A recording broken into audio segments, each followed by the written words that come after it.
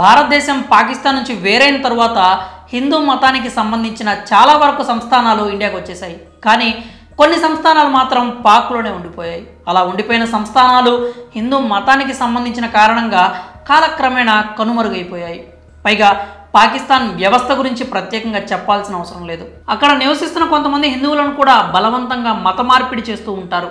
అలాంటి నియమాలను పాటిస్తున్న పాకిస్తాన్లో ఇప్పటికీ ఓ హిందూ సంస్థానానికి పూర్వం ఏదైతే గౌరవాన్ని ఇచ్చేవారో ఇన్ని సంవత్సరాల తర్వాత కూడా అదే గౌరవాన్ని ఇస్తున్నారట.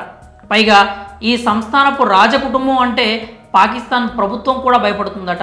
మరి పాకిస్తాన్లో ఇప్పటికీ ప్రాధాన్యత ఇస్తున్న ఆ హిందూ సంస్థానం గురించి కొన్ని ఆసక్తికర విషయాలు తెలుసుకుందాం. ప్రస్తుతం ఆ హిందూ సంస్థానాన్ని ఉమర్కోట్గా పిలుస్తున్నారు. ఇది పాకిస్తాన్లోని సింధ్ ప్రావిన్స్లో ఉంది. ఒకప్పుడు దీనిని అమర్కోట్ అనేవారు. దీనిని హమీర్ సింగ్ సోదా అనే రాజు పాలించేవాడు. అయితే పాకిస్తాన్ ప్రత్యేక దేశంగా ఏర్పడిన సమయానికి ఈ అమర్కోట్ సంస్థానం చాలా పెద్దగా ఉండేది. ఇప్పటికీ ఈ సంస్థానం సోదా కుటుంబం ఆధీనంలోనే ఉంది. ప్రస్తుతం హమీర్ సింగ్ సోదా కుమారుడు కర్నీ సింగ్ ఈ సంస్థానాన్ని పరిపాలిస్తున్నాడు. అయితే మొదటి నుంచి ఈ కుటుంబానికి రాజకీయంగానూ పలుకుబడిలోనూ అపార శక్తి సామర్థ్యాలు, ప్రత్యేక స్థానం ఉన్నాయి. తరతరాల నుంచి వీరి వారసత్వం కొనసాగుతూనే ఉంది. హమీర్ సింగ్ కంటే ముందు అతని తండ్రి రాణా చందర్ సింగ్ ఈ అమర్కోట్ను పాలించేవారు. ఆ సమయంలో ఈయన హిందువుల కోసం ప్రత్యేక పార్టీని స్థాపించారు. ఈ పార్టీ జెండా కాషాయ రంగులో ఉండి దానిపై ఓం, త్రిశూలం చిత్రాలు కూడా ఉంటాయి. పైగా పాకిస్తాన్ మాజీ ప్రధాని జుల్ఫికర్ అలీ భుట్టోకు రాణా చంద్ర సింగ్ చాలా సన్నిహితుడు.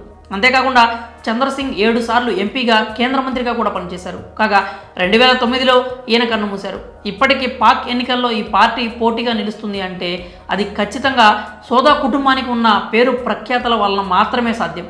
కాగా తార్పకర్, ఉమర్కోట్, మిథి ప్రాంతాలకు చెందిన హిందువులు, ముస్లింలు ఇప్పటికీ కూడా సోద్ కుటుంబాన్నే వారి పాలకుడిగా భావిస్తారు. ఇక్కడ కొత్త రాజుకు అభిషేకం జరపడాన్ని ఓ పెద్ద వేడుకగా భావిస్తారు. పైగా అక్కడ ప్రజలు వారి సమస్యలు పరిష్కరించుకోవడానికి స్థానిక పాలకుల వద్దకు వెళ్లకుండా ఈ రాజకుటుంబం వద్దకే వస్తారట. ఇక ప్రస్తుతం అమర్కోట్ సంస్థానానికి రాజుగా ఉన్న కర్నీ సింగ్ సోషల్ మీడియాలో కూడా యాక్టివ్గా ఉంటారు. ఈయనకి సెక్యూరిటీగా భారీ సంఖ్యలో బాడీ గార్డులు ఉంటారు. ఈయన ఎక్కడికి వెళ్ళినా భద్రతా ఏర్పాట్లు కట్టుదిట్టంగా చేస్తారు. ఇంకా ఈ రాజు వివాహ సమయంలో వీరి ఊరేగింపు పాక్లోని అమర్కోట్ నుంచి ఇండియా వరకు జరిగింది. అయితే ఇక్కడ మహిళలకు మాత్రం కఠినమైన నియమాలు ఉంటాయట. వారు ఇళ్ల నుంచి బయటకు రావడం, పరపురుషుడిని చూడడం లాంటివి చేయకూడదట. ఈ ఒక్క విషయంలో మాత్రం ఈ సంస్థానానికి విమర్శలు వస్తూ ఉంటాయి. మరి పాకిస్తాన్లో ఉన్న ఏకైక హిందూ సంస్థానంపై మీ అభిప్రాయాలు ఏంటో కామెంట్స్ రూపంలో తెలియజేయండి.